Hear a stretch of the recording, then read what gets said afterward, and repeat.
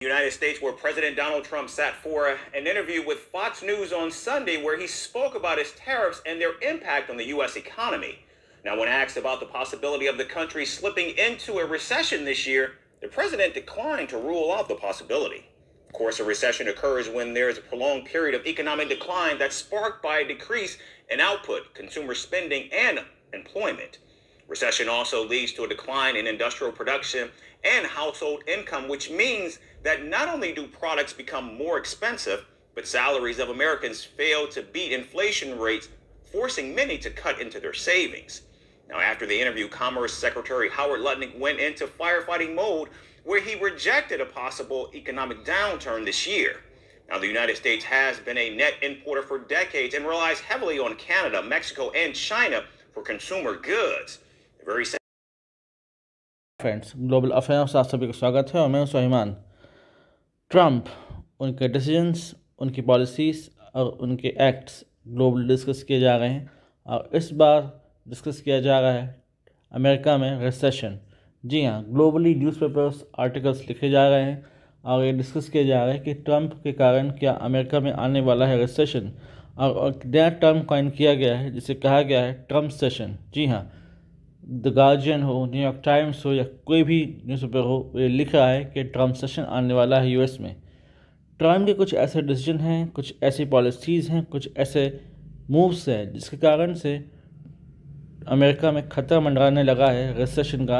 आने वाले समय में रिसेशन झेलना पड़ सकता है अमेरिका को। दरअसल ये बात तो तय थी कि यूएस इकॉनमी ट्रेड लिंक है और वो दूसरी इकॉनमी से भी लिंक है, और ट्रंप अपने डेब्ट को कम करने के लिए, अपने ट्रेड डेफिसिट को कम करने के लिए एक हथियार ले आए जिसका नाम था टैरिफ। उन्होंने उन्होंने चाइना पे, कनाडा पे, मैक्सिको पे हैवी टैरिफ लगाया। उन्होंने इंडिया को भी धमकी दी कि वो टैरिफ लगा देंगे और अप्रैल 2 से वो ये प्लान करने वाले हैं कि बहुत जल्दी रेसिप्रोकल टैरिफ भी वो लगाने वाले हैं देशों पर। तो टैरिफ शुरू में से लगा कि शायद ट्रंप का ये जो हथियार टैरिफ है ये काम कर जाएगा, लेकिन इसने नुकसान ही पहुंचाया यूएस इकॉनमी को। दरअसल इन्फ्लेशन हायर लेवल पर है यूएस में, और जो यूएस करेंसी है वो इसमें फेल हो गई है कि वो परचेसिंग पावर को बढ़ा सके। यूएस में परचेसिंग पावर इरोड हुई है और यूएस सिटीजन्स को अब दिक्कत हो रही है डेली एसेंशियल्स को भी खरीदने में, एक्वायर करने में। दूध हो गया, ब्रेड हो गया, अंडे हो गए, दूसरे एसेंशियल्स जो डेली हर कंज्यूमर यूज़ करता है, अब वो आउट ऑफ पॉकेट होते जा रहे हैं। यानी कि यूएस में डॉलर के पास इतनी शक्ति नहीं रही कि वो छोटी मोटी चीज़ें भी आसानी से खरीद सके। एक रिपोर्टर ने ट्रंप से पूछा कि क्या आपको लगता है कि यूएस में रिसेशन आने वाला है। तो ट्रंप ने कहा कि ये ट्रांजिशन पीरियड है और मैं कह नहीं सकता कि रिसेशन आने वाला है। जैसे ही उन्होंने ये बात कही, उसके बाद से यूएस मार्केट धड़ाम हो गए, यूएस मार्केट बैठ गए, नीचे गिरने लगे स्टॉक्स, और नैस्डैक हो गया, डाउ जोन्स हो गया, दोनों ने नेगेटिव रिजल्ट्स दिखाए। देखिए, ट्रंप को भी अब शायद समझ में आने लगा होगा कि उनके प्रेसिडेंसी बैठने के बाद से जो टैरिफ का हथियार उन्होंने चलाया था, टैरिफ का चाबुक जो चलाया था देशों पर, वो अब खुद यूएस को ही तकलीफ़ दे रहा है। आज धीरे धीरे यूएस में इकोनॉमिक कंडीशन डिक्लाइन हो रही है, इन्फ्लेशन बढ़ रहा है, स्टैगफ्लेशन का खतरा है। यूएस के जो ट्रेड पार्टनर्स थे वो झगड़ चुका है उनसे। ट्रस्टेड पार्टनर्स थे, चाहे वो कनाडा हो, मैक्सिको हो, इंडिया हो, चाइना हो।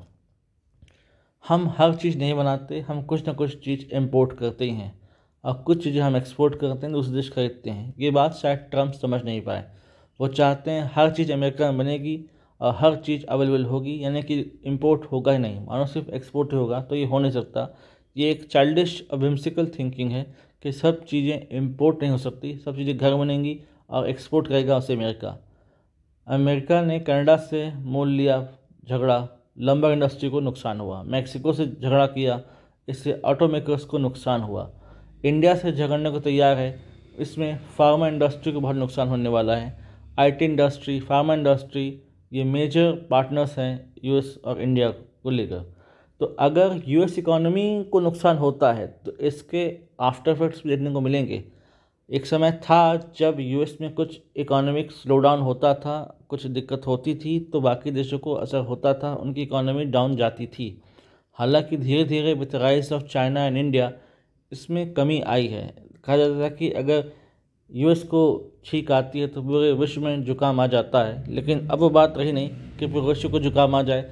फिर भी slow down in US economy ला सकती है नुकसान दूसरे इकॉनमीज़ को, उनको भी स्लो डाउन कर सकती है। उनके इस बयान से हमारे मार्केट को भी नुकसान हुआ है। और अगर ट्रंप ने बात नहीं समझी और अगर वो परसिस्टेंट लेवल पर एक तरीके से नहीं आए कि कैसे इकॉनमी को सुधारना है और टैरिफ का उन्होंने जो जिद है उसको नहीं छोड़ी, तो ट्रंप फर्दर नुकसान करेंगे यूएस इकॉनमी का। यूएस में रिपोर्टर्स हो गए, लीडर्स हो गए, दूसरे स्टेक होल्डर्स हो गए, वो पूछ रहे हैं बार बार कि आखिर ट्रंप चाहते क्या हैं। अपनी स्पेंडिंग को यूएस गवर्नमेंट कम कर रही है। Department of government efficiency dose, जो कि एलन मस्क के अंडर है, उसके थ्रू गवर्नमेंट स्पेंडिंग को कम किया जा रहा है। बताया जा रहा है कि इससे एफिशिएंसी आएगी, लेकिन हमेशा एफिशिएंसी आएगी ये ज़रूरी नहीं। हज़ारों जॉब्स काटे जा रहे हैं, बहुत सी स्पेंडिंग को कम किया जा रहा है। तो अगर गवर्नमेंट स्पेंडिंग नहीं करेगी तो फिर मार्केट ऊपर कैसे उठेगा और मार्केट को कैसे एक बूस्ट मिलेगा कि वो अप जाए। इसलिए बेहतर होगा कि यूएस में लोग इन्वेस्ट करें, इन्वेस्टर्स से कॉन्फिडेंस दोबारा आए। तो ऐसा कुछ करना होगा यूएस गवर्नमेंट को, ट्रंप को, एलन मस्क को, कि दोबारा से लोग वहाँ पर काम करें। जेडी वैंस इंडिया आने वाले हैं। जेडी वैंस दूसरी विजिट पर होंगे अपने फॉरेन विजिट पर। जर्मनी के बाद उनकी दूसरी फॉरेन विजिट होगी इंडिया को लेकर, जहाँ पर वो बात करेंगे यूएस की, इंडिया की। लेकिन वो क्या बात करेंगे पता नहीं, देखना होगा। कहते हैं ही इज़ अ ब्लंट, वो कुछ भी बोल जाते हैं जस्ट लाइक ट्रंप। तो बेहतर होगा कि उनकी जो विज़िट है वो कॉर्डियल मैनर में हो और किसी प्रकार का कोई भी एलिगेशंस, कोई भी एक्यूजेशंस ना हो।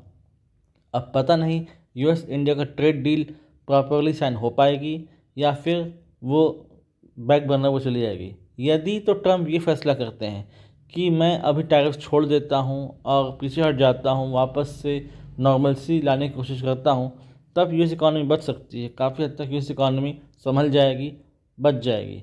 लेकिन अगर ट्रंप टैरिफ की जिद को नहीं छोड़ते और लगातार टैरिफ्स लगाते रहते हैं तो फिर यूएस इकॉनमी दिखाएगी नेगेटिव रिजल्ट्स। और 2 क्वार्टर में लगातार अगर यूएस इकॉनमी ने नेगेटिव रिजल्ट्स दिखा दिया तो फिर मान लीजिए कि वहाँ रिसेशन आ गया है।